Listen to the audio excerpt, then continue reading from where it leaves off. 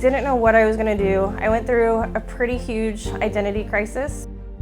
You get these negative thoughts in your mind, basically, that'll say, oh, don't do that. That's too much of a risk. Stay in your comfort zone.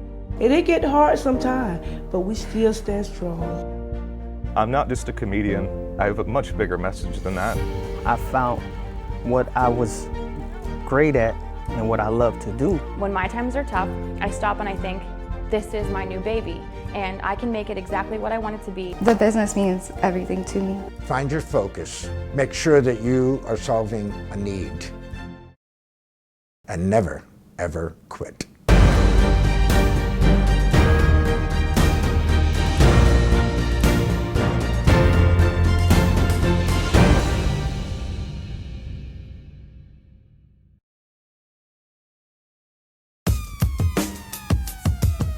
I found what I was great at and what I love to do, which is cooking.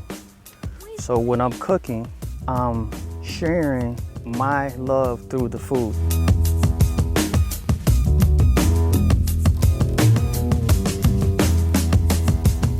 Hi everybody, I'm Fox 4 Morning News anchor Chris Shaw, and for episode 14 we're going to Lehigh Acres, but I want to start with a story about the man you're about to meet. For the last 15 years or so, he's worked here at Publix in the meat department, and he says he didn't realize what an important part of the community he was until a few years back. You see, he was out to dinner with his wife, and they were leaving the restaurant when they passed a little girl at a table who pointed at him and said to her mom, "Look, there's the meat man."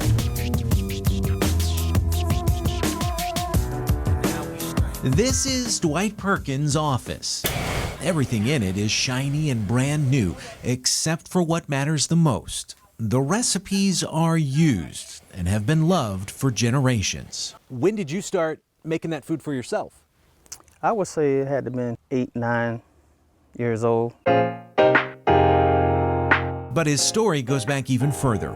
Some of Dwight's earliest memories are of his grandfather cooking. He shared his love through the food. And it wasn't just the way it tasted. Dwight says what he really noticed was the way people lit up when they ate it. Do you remember how his food made you feel? Oh, there's no words for how his food made me feel. It was satisfying. He took that joy with him to college. I was on a full football scholarship at UCF University. And then I started cooking for teammates and stuff like that. I think that's when I found the love, I love cooking for other people. And if he allowed himself to dream, Dwight thought about opening his own restaurant. But the reality of getting married and starting a young family meant he couldn't take that kind of chance. He got a good, reliable job in the meat market at Publix and worked his way up to meat manager. He cooked as a hobby, like the time he catered for his cousin's rehearsal dinner. And everybody cleaned the whole plate and trays of the oxtail. They was gone within 30 minutes. So that's when I knew that I had a gift. But it wasn't until Hurricane Irma that he realized how important it is to spend what time you have doing something special. Our house got tore up pretty bad, and I said, okay, well, I'm gonna take this money aside and I'm gonna invest it in something I love to do. He loves cooking, so Dwight spent years saving up for a food truck. And the night he was finally able to bring it home is a night he will always remember. And I pulled up and my wife and my kids, they started celebrating and jumping with joy. Daddy home with the trailer. And that's when the real work began. It took another year and a half to renovate the truck. Dwight's wife, Yolanda, documented the work. And when we see it again, this is gonna be filled up. I'm so proud of you, Dwight. When you've got a family, saving money is not the easiest thing in the world. Absolutely. And when you've got a full-time job, doing all this work is not easy either. Absolutely. What kept you thinking, I've got to finish this? It stems back from me playing ball back in the days, and we had to have that dedication and commitment. When you commit to do something, you got to fully commit. So that's what Dwight did. Y'all know what the name of this called? No. Didn't Daddy's know. food trailer truck. The Meat Man. The Meat Man truck.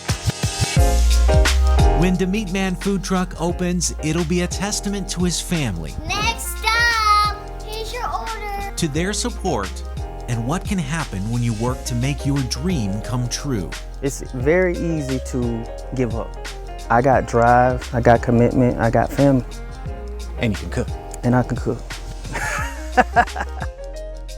It's a food trailer. It's my business, my brand. We serve great food, what we stand by. Ribs, chicken, conch burgers, conch fritters, macaroni cheese, shrimp fried rice, baked beans, feeding the whole Southwest community. How, from a business standpoint, you mentioned brand. What are you thinking there? What do you want people to think of when they see this truck or they hear about the business? It's the Meat Man. That's what everybody know me by. For years, I've been with Publix, and now it's me and my family's brand. And when they come to my truck or see my truck, I want to know, they know that they're getting great food.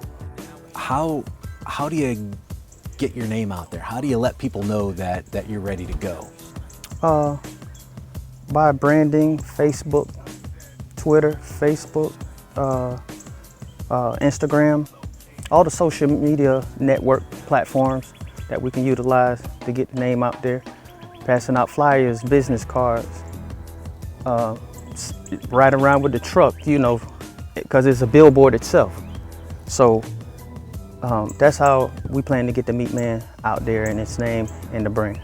Okay. And tell me the story about your picture on the truck.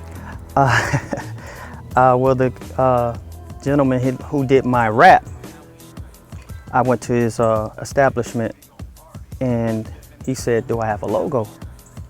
I said, "Well, no, I don't really have a logo." So he said, "Well, why don't we use you?" So I said, "Well, I never thought that, you know." I said, "Well, let's use me." So he grabbed me a chef coat, really, and he put it on and he told me to fold my hands, give him a smile. I had just got a fresh haircut. And he took the pictures and he brought it to life.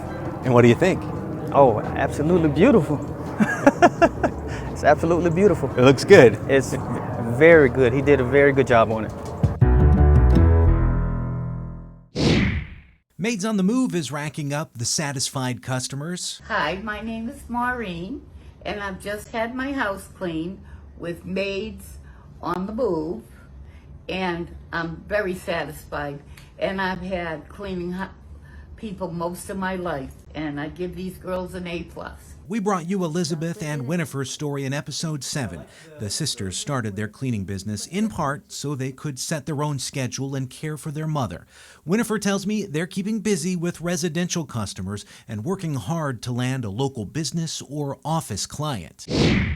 Happy Monday, yogis. I'm here at the new studio trying to get everything set up. The long road to opening up is almost complete for Lindsay Smith's Vibe Yoga. We told you her backstory in episode 5, and since then we've told you all about the curves in her journey, pushing the open date back and having to find a new location. But all of that is in the rear view now. I'm way beyond excited. So here's a little tour.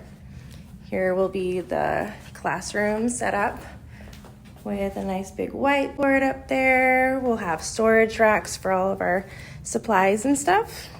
We'll have benches and boots and shoe cubbies right there with purse racks. And the walls will be completely full of plants. And yeah, so I'm pretty excited. We're definitely on target. We've got all of our licenses to open up May 3rd. So hit me up if you can even just stop by. She has a list of class times for her first week on the Vibe Yoga Facebook page.